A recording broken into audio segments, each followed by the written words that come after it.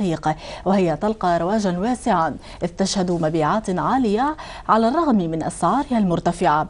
كذلك يعتقد أن لهذه الأحجار تأثيرا على صحة الإنسان وسلوكه، فيقال أن لها خصائص علاجية اكتشفت في الألف الرابعة قبل الميلاد. مراسلنا عمر هواش زار إحدى معامل الخواتم في طهران وعاد بالتقرير التالي. تجدها في الأسواق تملأ واجهات بائعي المجوهرات. إنها خواتم الفضة الإيرانية المرصعة بالأحجار الكريمة. كل خاتم منها يحكي قصة زينة عبر بريقها جبال نيشابور وأفغانستان واليمن لتصل أيادي المهرة الإيرانيين، فعرفوا منذ قرون كيف يكون الحجر الكريم حلية تتراقص ألوانها في أيدي الرجال والنساء. هذه الصنعة قديمة في إيران، فهي تعود إلى ما قبل الإسلام. كانت تستخرج الأحجار من الجبال وتستخدم للزينة، وتطورت في عهد الساسانيين والصفويين. هي حلية يحرص الإيرانيون على صناعتها رغم مشاقها واقتنائها رغم ارتفاع أسعارها. تتفاوت قيمة الخواتم المرصعة بالأحجار الكريمة حتى تصل $5000.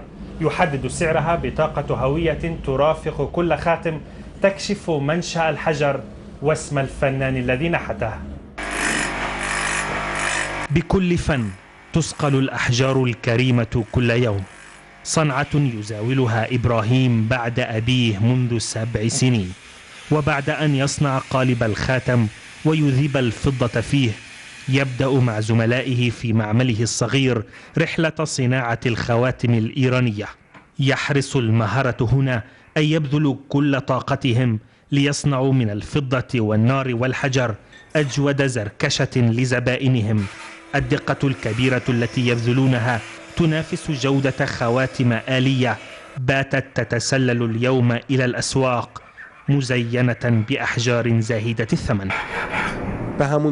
لا يمكن للخواتم المصنعة آليا أن تنافس جودة ما هو مصنوع يدويا، فلا يمكن أن تقارن ما ترسمه اليد بما ترسمه الآلة. فلا يزال للخواتم يدوية الصنع الكثير من الزبائن ما زالوا يحرصون على اقتناء الخواتم المرصعة بالأحجار الكريمة والقيمة. لأجل خاتم واحد يقضي إبراهيم ورفاقه يوما كاملا لا ينتهي قبل أن تتم الزخرفة والكتابة على الخواتم. آيات من القرآن الكريم ينقشونها عليها وعلى أحجارها، كتابات تعزز معتقدات يتداولها الكثيرون هنا.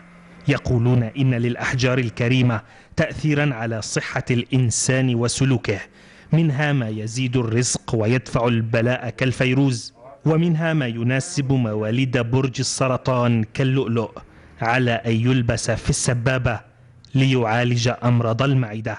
عمر هواش، فلسطين اليوم، طهران. نشرة منتصف النهار مستمرة معكم.